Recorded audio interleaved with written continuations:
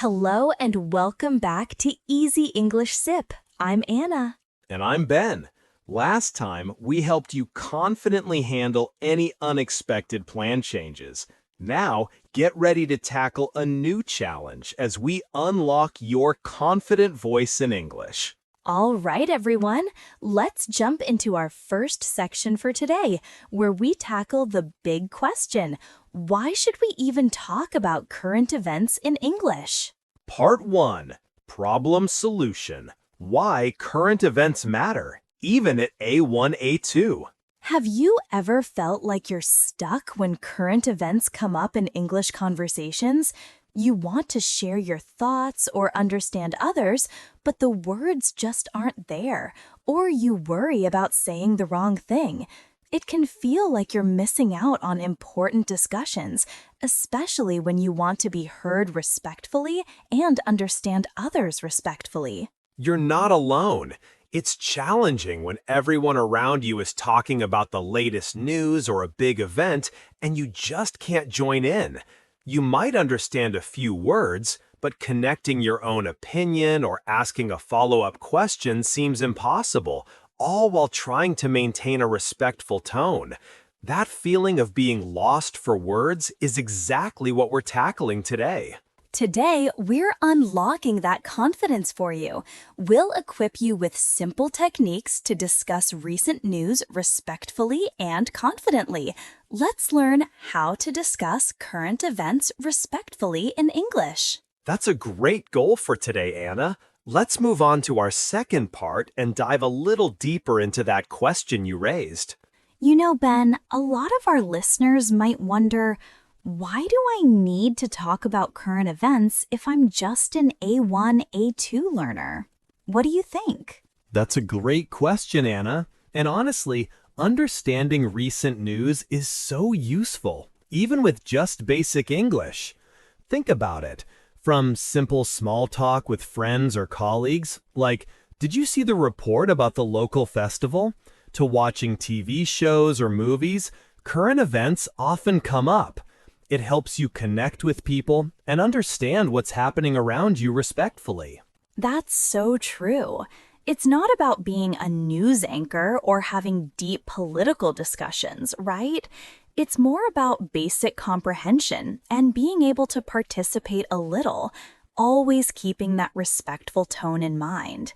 It connects us globally too, doesn't it? Even with simple English phrases, you can feel more involved in what's going on in the world. Absolutely. It gives you a common ground with others. Imagine you're traveling and someone asks you about a big event in your country. Even if you just say, "Yes, I heard the news. It's a big event," that's already a conversation starter.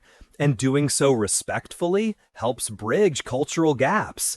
So it's about basic comprehension and polite participation. Exactly. So now that we know why it's important, let's get into our third section and start building our vocabulary. Great point. Let's get straight to it. For current events, you'll definitely need news. That's the big one. Then there's event, like a big sporting event or a special occasion. You'll also hear report, which is often how we get our news, like a news report. And when you're forming your own thoughts, you'll need opinion. And if you like what someone says, you can agree. If you don't, you might disagree. These 5 words, news, event, report, opinion, agree, disagree, are your building blocks for respectful discussion. You know, Anna, once you have those basic words, how do you actually start to talk about something you've heard? What's a simple sentence structure for just showing you understand a little bit? A super easy way to start is I heard about. It's simple and direct. For example, I heard about the news regarding the new park.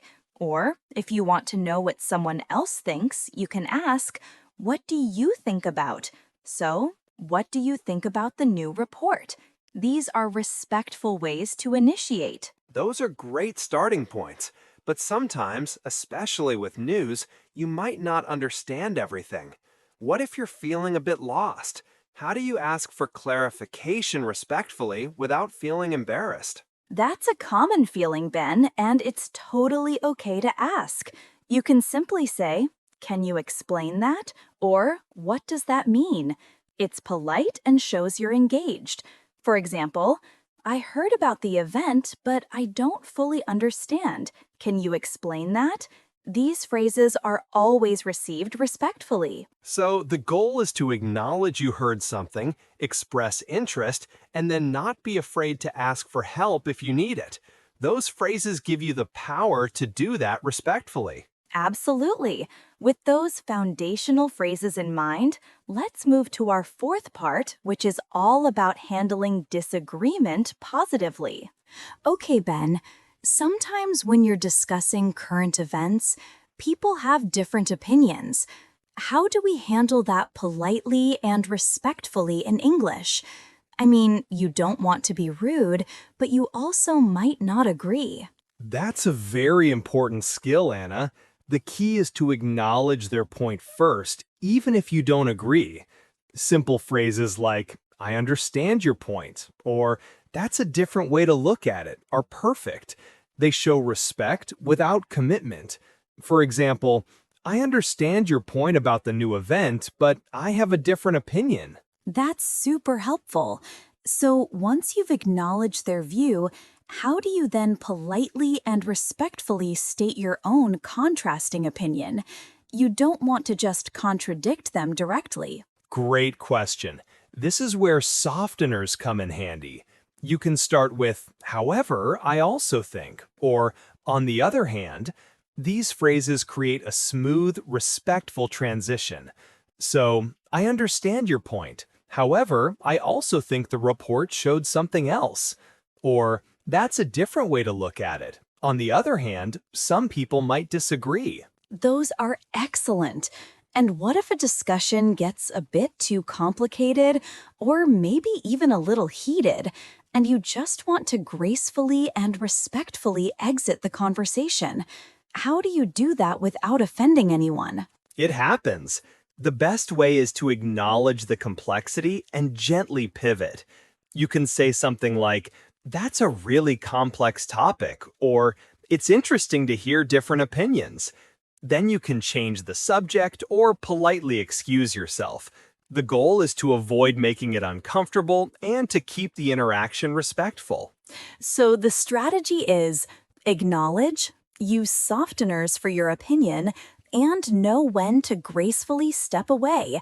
That's a confident and respectful way to handle discussions. Now, let's put all this into practice in our fifth section, the role play. Okay, Ben, let's put these discussion skills to the test with a role play. We'll have three scenarios. First, discussing a recent local event respectfully, then chatting about Taylor Swift's new album politely, and finally, sharing different opinions on electric versus traditional cars with respect. Fantastic! I'm ready to respectfully navigate some current events. Let's start with a local event that's been in the news.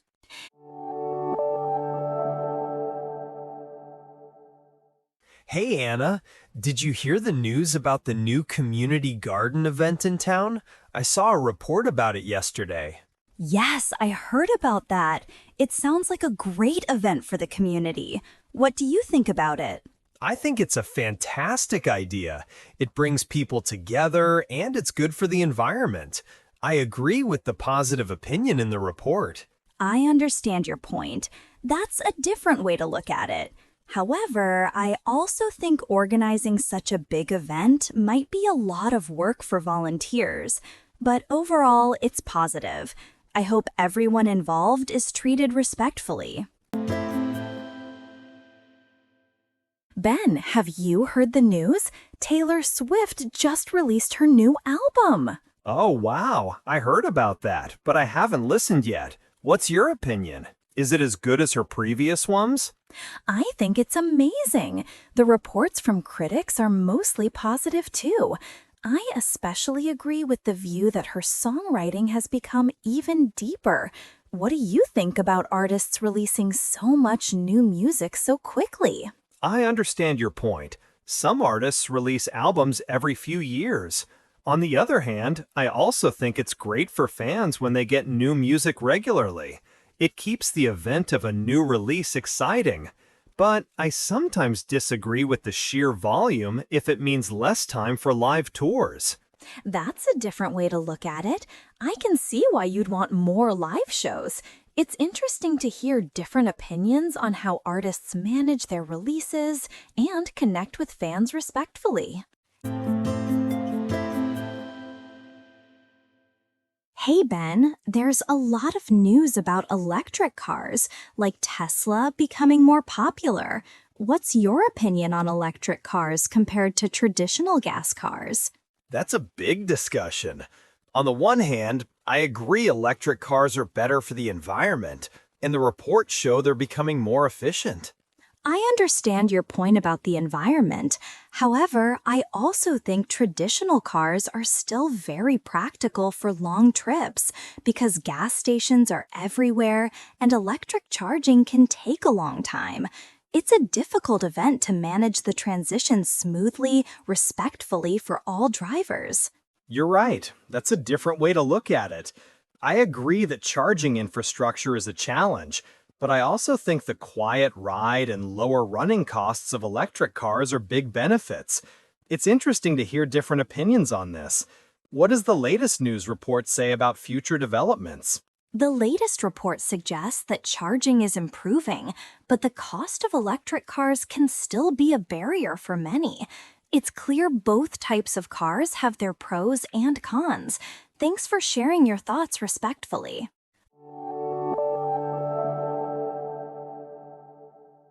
All right, that concludes our role-play scenarios. We navigated some great discussions, always with respect and confidence.